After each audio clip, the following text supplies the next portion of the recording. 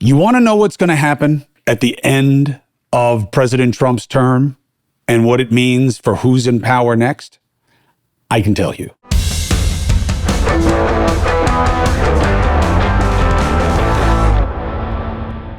Chris Cuomo here. Welcome to the Chris Cuomo Project. All right, let's talk about it. Third term, right? I got to own it because Steve Bannon was on my show here at News Nation, and he said, no. I don't know why I'm appearing in polls for the next president because I'm backing Trump. Wait, Trump? He's already been elected twice. Yeah, but I think he's going to get a third term, says Steve Bannon. How? 22nd Amendment, whatever that is. Yeah, I know, we're working on it, he said, and everybody gets scared. Don't worry, it's not a thing, it's not a thing. And then they ask President Trump, and what does he say? I'm open to a third term, but it's a few years away. Let's think about it then. He doesn't respect the Constitution. This is going to happen. He's never going to leave. He's a king. He's a king. Where's it all coming from? Here, the creator of Crazy Town, right here between your ears.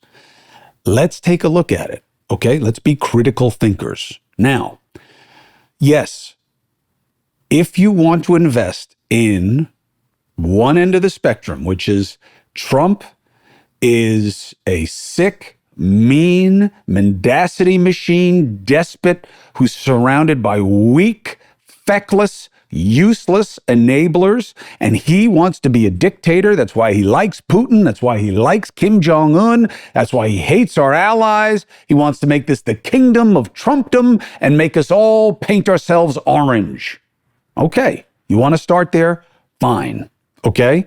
But know this, you are only being motivated by your own crazy, and you are taking the bait. And you are doing exactly what you say you oppose most, which is aggrandizing Trump's significance. You are elevating him above every institution and every part of the United States government, its culture, and its people. Just know that that's what you're doing because you're saying he's bigger and stronger than all of it. And I don't see any basis for that. What do you mean? Look at the last election. Okay, let's look at it. We didn't even have to delay the inauguration. Okay?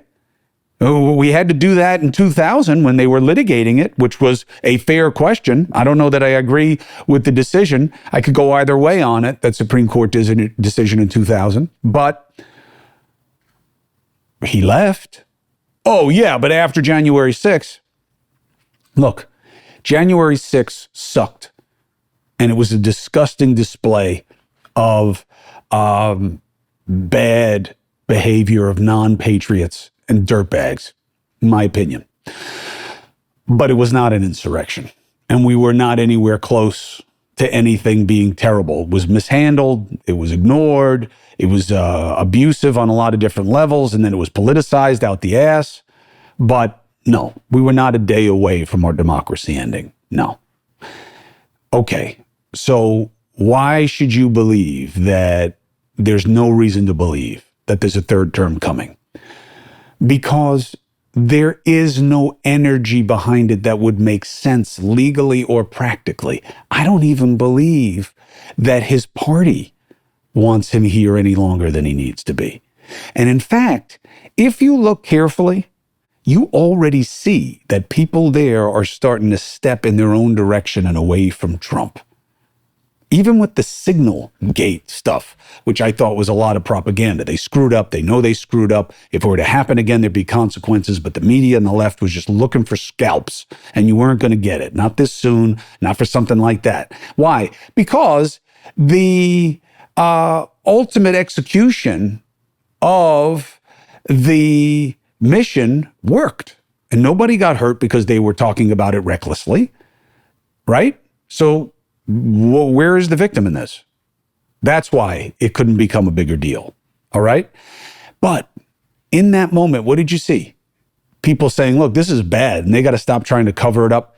I'm telling you, Republicans know that there's got to be life for them after Trump and they're trying to figure out how. So that's the first ingredient. But now let's take a deeper walk down why this isn't going to happen and why I think that Trump should be careful That this isn't a bunch of people somewhere in Iowa saying, we'd love to have Trump forever. That's one thing. The MAGA people can say what they want to say, okay? They'll have a lot to live down as well. See how those red hats age.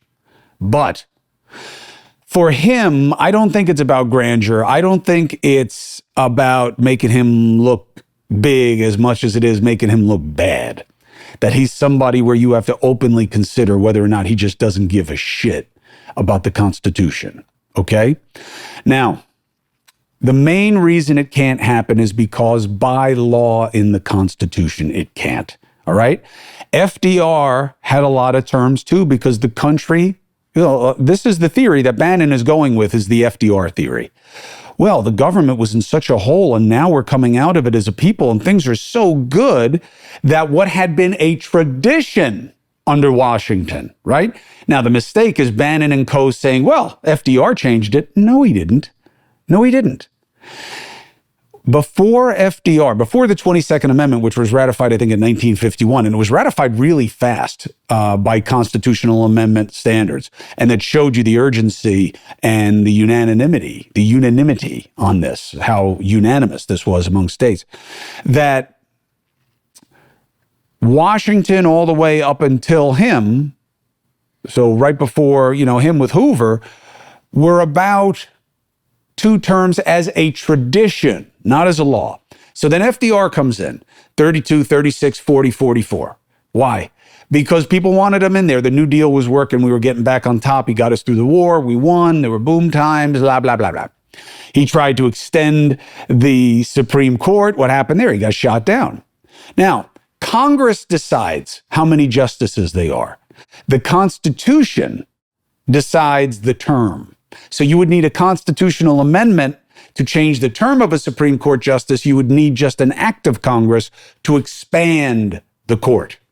So FDR failed. Why? Because, and let me tell you, he was a lot stronger than Trump is right now in terms of his pull in the country and his control over our politics, because Congress went against him having that kind of power to stack the court. Then they passed the 22nd Amendment, which says what you think it says, which is you get elected twice. Now, if you're going to argue like I started here, go straight to crazy town, yeah, but he doesn't care, well, then nothing matters. Then nothing matters. Then why wouldn't he do it now? Okay? You know what I'm saying? Why would he even wait? If you're going to exercise that kind of recklessness, why? Why would you even feign? Oh, but can't you see he's trying? He's doing what they all do. He's just doing it in more ugliest and obvious and arguably obnoxious fashion. He's testing the limits of his power. Is it more clumsy? Is it less artful? Sure. But that's what it is. It's not that different than what Obama wanted to do with DACA or Biden wanted to do with the college loan program. Okay? Presidents like to test their reach. Why? Because people in power want more power. And Congress makes it too easy for them. Congress is giving the executive more power all the time. Look at the difference between making war and declaring war. The line used to be so bright. Now Congress will let a president basically do whatever they want militarily. So the first step is that the Constitution specifically disqualifies Trump. So what he would have to do is what? He would have to repeal the 22nd Amendment. Can he do that? Yes. How? 2/3 of each house of Congress. All right, stop the analysis. As soon as it's not going to happen. 2/3 of both houses, not going to happen. And then even if you did, you'd have to send it to the states and you'd have to get 3/4 of the states. That's how you get a constitutional amendment or undo a constitutional amendment. So that's not going to happen. And I wish it would, because I want Trump forever. No, because I would love a constitutional convention, which the states can require. I think it would be so good for our country to have a constitutional convention and to go through what matters to us and what doesn't, and have the debates and spend the time and make the arguments and see where we wind up as a people. I think it would be great for us. I would love a constitutional convention. It was a huge dream of my father to have on the state or federal level. Will it happen? No fucking way. Why? Because the powerful don't want to cede the power. They don't want to take that chance. See the game. See the game. So repealing the 22nd Amendment? No way. Okay, what's the next one? This is my favorite because, man, people just rely on you of being a sucker and being a fool, and that they think you just won't do your own homework or research. So here's what's going to happen. Trump is going to run again as vice president. And then the one who runs as president is going to just step down, and there you go. And he's just going to keep doing that till he's 127, because he'll never die, because he's Trump, and whatever he's dyeing his hair with is making him superhuman. No. Why? Because of the 12th Amendment, which was done because I think it was Aaron Burr and Jefferson were in that weird tie, and they had to figure out what happens. It used to be a 2-ballot structure.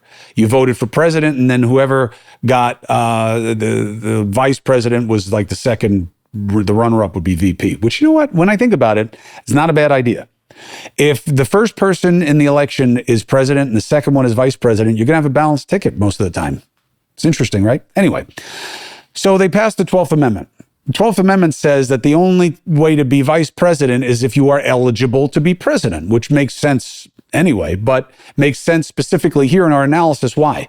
Because for you to be eligible to be vice president, you have to be eligible to be president. And to be eligible to be president, one of the conditions is that you have not been elected twice president already. So Trump would be disqualified from being vice president. Oh, well, they're going to ignore it. Well, if you're going to go to crazy town, then none of the analysis ever matters. But if you're going to go in the land of the reasonable and what is probable versus only possible, on the border of impossible, well, you choose that. I'm a critical thinker. It's not what I do. I don't go to the absurd right away. And so the 12th Amendment stops this great boogeyman that's making it around the internet, like the USAID paid for Chelsea Clinton's wedding bullshit. It's been debunked. Anybody who's still spreading that, see the game. Block that mofo. They're a liar. Now, that's not going to happen, although I'll tell you something that could happen. You can get more than 8 years in office as a president. Want to know how? So the first one is the only legitimate one, and then we'll go through the illegitimate ones that are the most likely scenarios that would lead Trump to having anything like an extra term. If you start off as VP, you are allowed to serve how many years if the president dies? 2.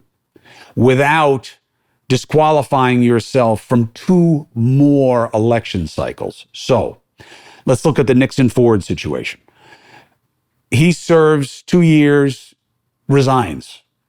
Ford gets 2 years, but now is still eligible for 2 more election cycles. Ford lost, but he could have had 2 more, and then he would get 10 years in office. But that's not this scenario, because Trump is not starting off as a VP in this. All right? But that's just, food for thought, but it's not going to happen. Now, let's go to the ones that would make it possible. Not probable, possible. National emergency. Now, interestingly, this is what Trump is litigating right now. What is behind the litigation with the district court? Boasberg. I'm using the AEA, the Alien Enemies Act, and the state secrets privilege. Why? Neither really applies to these immigration exercises and operations. Why use those two? Trump is using those two because both, he argues, his lawyers argue, focus or center on a president's sole discretion of a dispositive issue in the operation of national security or foreign affairs. The AEA, never been used like this. It's supposed to be of a time of war or foreign invasion, but who gets to decide? Well, if it's a war, it's because there's an act of Congress declaring it one. Okay, but what about an invasion? That's the question that they want before the Supreme Court. Is it the president's sole discretion and sole power to decide if there is an invasion or not? If it is the president's sole power and it cannot be reviewed, that's a little absurd to me, but if the court decides it is, then Trump can say that El Tren or MS-13 or whatever gang he wants from Venezuela or El Salvador or wherever they're coming from, if he wants to call that an invasion by Venezuela, then he can, if it is decided that it is his exclusive and sole authority to do so. That's why they're picking that law. That's why they're picking the state secrets privilege. Why? Because they're going to ask the court, who gets to decide if it's a state secret or not? Is it the executive? Is it just me? And nobody gets to check me on that? Great. That's what's going on with that litigation, and it matters to this question. Why? Well, if you want to have a conspiracy theory, the conspiracy theory that makes the only sense, other than Trump's an asshole and he's going to try to subvert the Constitution, is that he's having that litigation to prove that he has the sole discretion over this. And then what's going to happen is at the end of his term, he's going to declare a national emergency. Although, again, I don't know why you wait till the end of your term. It's not like he likes to avoid trouble. But he would then declare a national emergency, which is in his sole discretion, which would have been bootstrapped and justified by this court case. And then he will just not allow elections and he'll stay in power. Okay. The biggest problem with that is in the Constitution, who determines when we have elections? Congress. Okay? So, the president doesn't have control over elections. Now, in an emergency, he does, but an emergency can't last forever. So, he is blocked from having power over elections and planning for them by the Constitution. So, he'd be a short timer even if he did that. Okay, well, what about martial law? Now, I believe martial law is explained by the analysis I just gave you about the national emergency. Martial comes from the word for pertaining to the military, okay? And it's about when the military takes over the administration of justice in an emergency situation where the government isn't able to do what it usually does.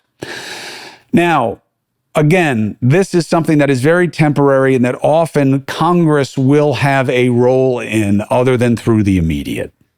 So once again, it is a very limited reckoning of what could happen. Now, people are saying, well, what are you talking about? It's happening in Israel and in Ukraine right now. Okay, both of those are active wars that they're in, right? And both of them have applications of their own constitution and law recognizing the need to not have elections right now. Both of them work off a parliamentary system. And that's a little different because you have coalition governments and you have elections that are called for in a different way than just being scheduled as ours are. So there's actually a distinction legally in terms of the setup of those governments that make an operative difference. But they're also in the middle of a wartime. And we have done that before and not done that. So we don't have the precedential value here of that kind of power. And those are not direct analogies, point for point, in fact, for fact, Israel and Ukraine. Now, the wild card here, to a certain degree, is the Supreme Court, but only to a certain degree. Because if that court gives him all the power that he wants and creates this, this unified executive boogeyman theory that really the president was supposed to have everything. Now, I don't believe that. Our history is so long. You ever hear the John F. Kennedy stories about how he started in the House because the House has power, Congress has so much power. And he got to the House and he was like, I don't have a lot of power here. Then he went to the Senate and said, the Senate is where the power is. There's only 100 of them. It's co-equal branch with Congress. This is with the House. This is going to be great. This is where the power is. He got there. I don't really have any power here. Then he ran for president and he won. He got to the White House. He's like, there's not a lot of power here. Why? That's the setup. The setup is checks and balances, right? So again, unless you invest in the crazy sauce of Trump's going to throw it all out and just stay in and be a despot, okay, then that's what's going to happen. But I don't see any basis for that other than what he says. And again, what he says is different than what he does. Look at what's going to happen with the tariffs. Okay? As soon as they start biting him in the ass, if they don't come with a better deal before that, they're going to go away. Why? Because he does not want to give the economy a beating and have to own it because it'll fuck his legacy and it will fuck him in the midterms. And he knows it. This is dicey, what they're doing. That's why they're so desperate to distract you. Now, why he called it Liberation Day? I don't know. Why he drew attention to it? I don't know. Why he played with Make America Wealthy Again when he's putting tariffs out, which is going to drain your disposable income? I don't know. Sometimes it doesn't make sense. Sometimes it's just a lot is better for him. Just more is better. More shit going on is better. I don't know. But if the Supreme Court gives him that power, it does open an avenue of how he decides to exercise it. Now, do I think that the Supreme Court will give him the power? Maybe. And I wouldn't have said that without this court composition, but I believe that this court composition is, in my lifetime, an observable low point. And not because they're all conservatives, but because they're all driven by their personal politics, and it's obvious. It's obvious. The decisions are all political. They make sense politically. And I believe that's true about the Democrats on there also.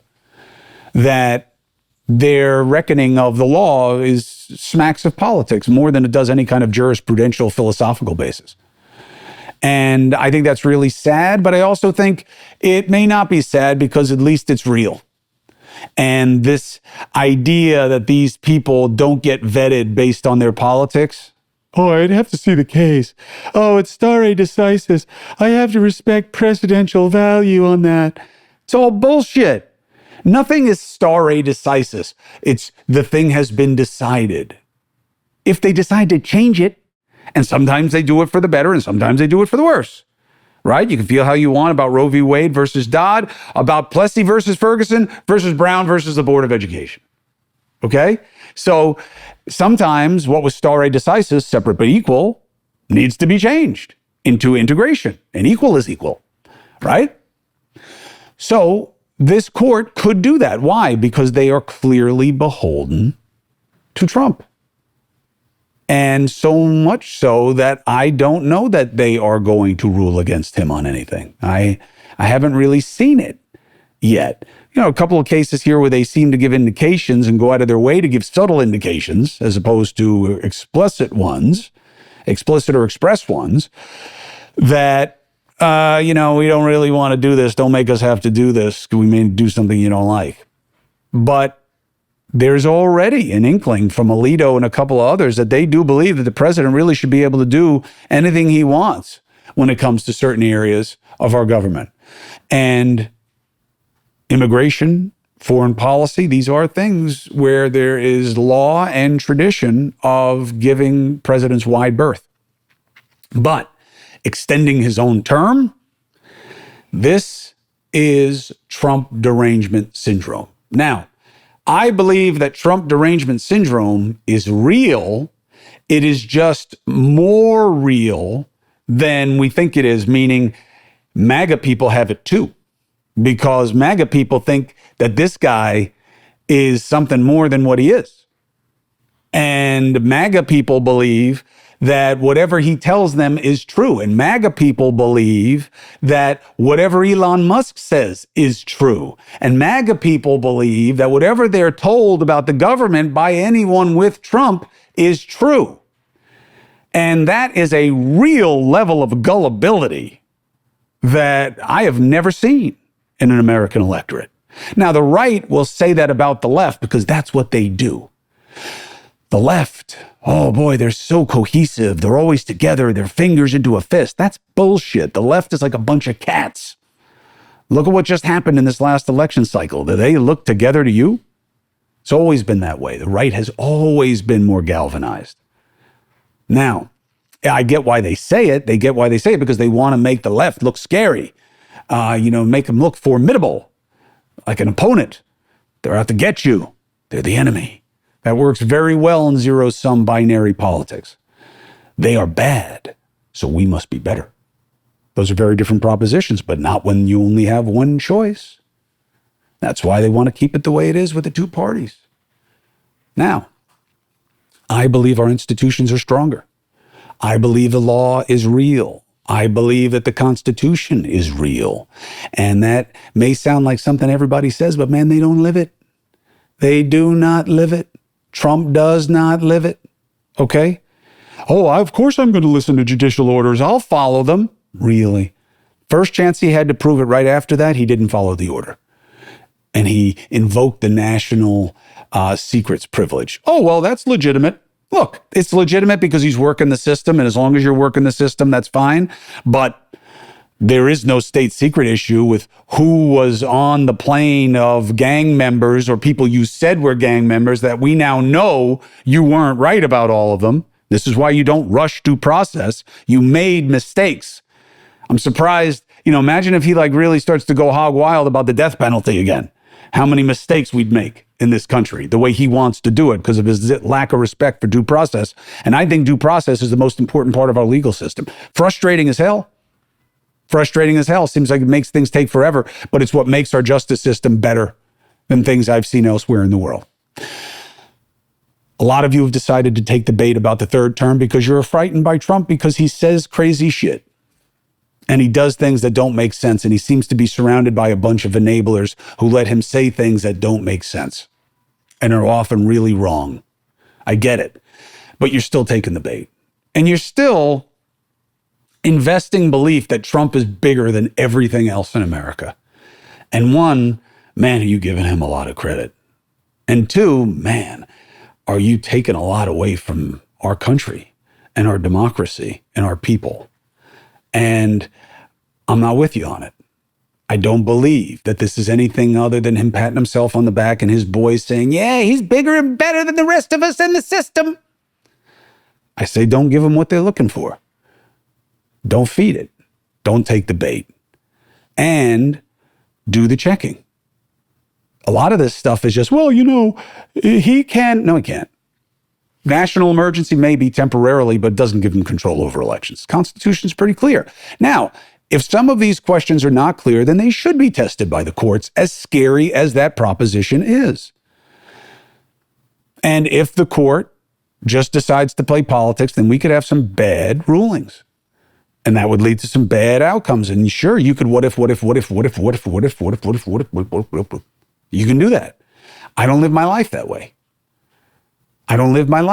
The farther you get away from this actual moment, the less control and the less reasonableness you can apply, because the more unknown there is. Yeah, but failing to plan is planning to fail. I'm with you.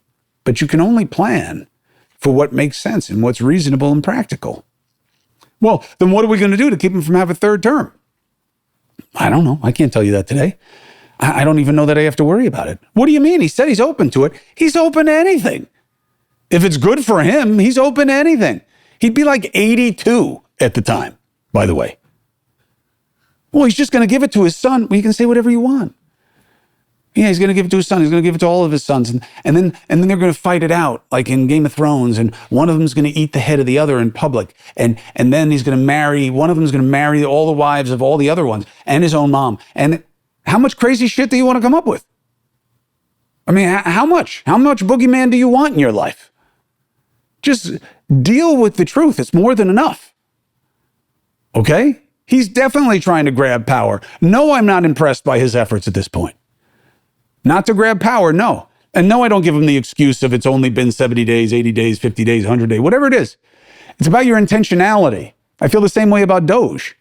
Oh, well, it's only been 50 days. Then stop saying you found shit that you can't prove is what you say it is. I'm not telling you have to have all the answers, but if you're going to say you have answers and then you get them wrong, or you won't show me proof of them, you're going to have a problem. And he does have a problem with it. And if you look at the polling, even of his own voters, you're not happy with what he's focusing on and the amount of chaos. And I hope he gets your message. And I hope he gets this one too. Your time as president is over at the end of this term. So, Mr. President, you better make of it whatever you can in terms of your legacy. Because in this case, it's one and done. Now, you don't have to trust that, but you got to know the law and you got to know the facts and the circumstances that would make it anything like what you're afraid it could be. Don't take the bait, okay? Semper vigilandum, of course. You got to be on your game. You got to be vigilant. You got to make sure that the institutions are functioning. That's why these midterms are going to be a really big deal. They're shaping up to be a really big deal in terms of the balance of power in this democracy and who's going to fight for what is right.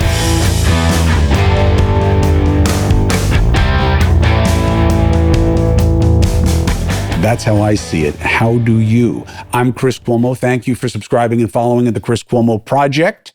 I hope this was helpful. Food for thought for your own cogitation as critical thinkers. Thank you for checking me out on News Nation, 8 p and 11 p every weekday night. Thank you for wearing your independence and buying free agent gear so that we can crowdsource more contributions to places that matter. Thank you for subscribing. $50 a year or only $5 a month at Substack. Get this ad-free. Get my wellness journey, my fitness journey, all the philosophy that we put out there, my long COVID doctor's reckonings, and access to me answering questions only for those subscribers on a weekly basis. It's all right there. So let's get after it.